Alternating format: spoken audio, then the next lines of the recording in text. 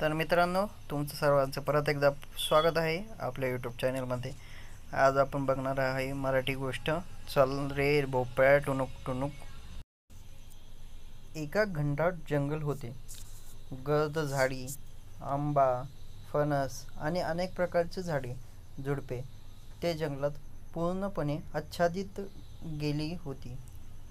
इतके की अगदी दिवसाही सूर्याची किरणे जंगलाच्या आतमध्ये पोहोचणे शक्य होत नसे. त्यामुळे पशु, पक्षी आणि इतर प्राण्यांचा वावर जंगलामध्ये मोठ्या प्रमाणात वाढला होता. जंगलाच्या थोड्याच अंतरावर माणसांची वस्ती होती.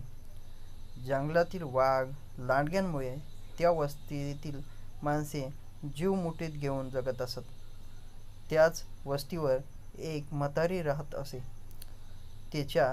तिचा मुलीचं लग्न झाल्यापासून ती एकटीच राहत होती. तिला आपल्या मुलीची खूप आठवण यायची.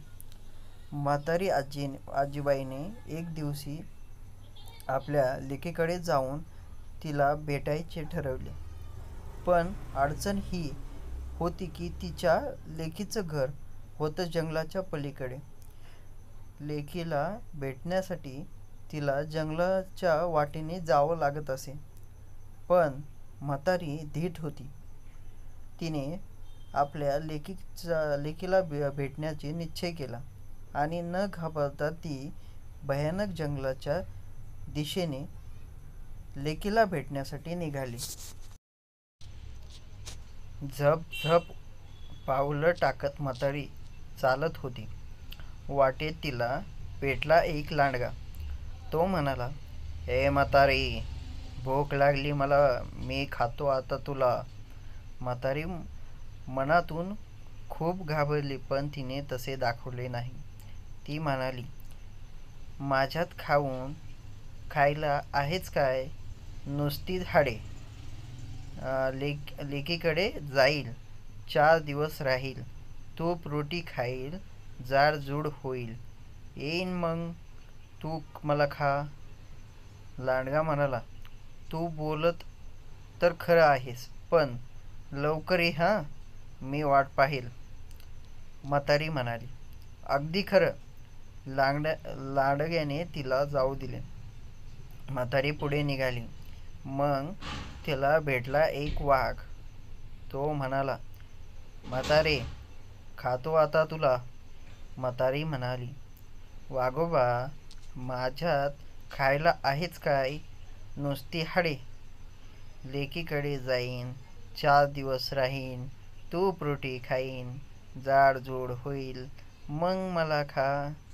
वाघ म्हणाला, "बरं बरं, पण लवकर परत ये हो." म्हातारी म्हणाली, "अगदी खरं." वाघाने तिला जाऊन दिले.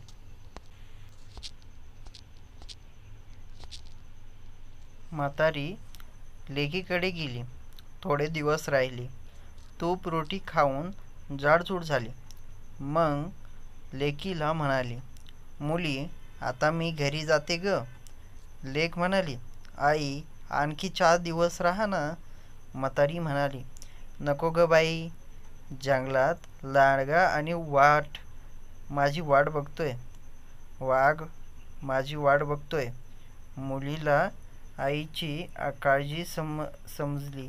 ती म्हणाली, "आई, हा घे मोठा भोपळा, त्यात बसून जा, म्हणजे तुला कोणी बघणार नाही आणि सुखरूप घरी पोहोचशील."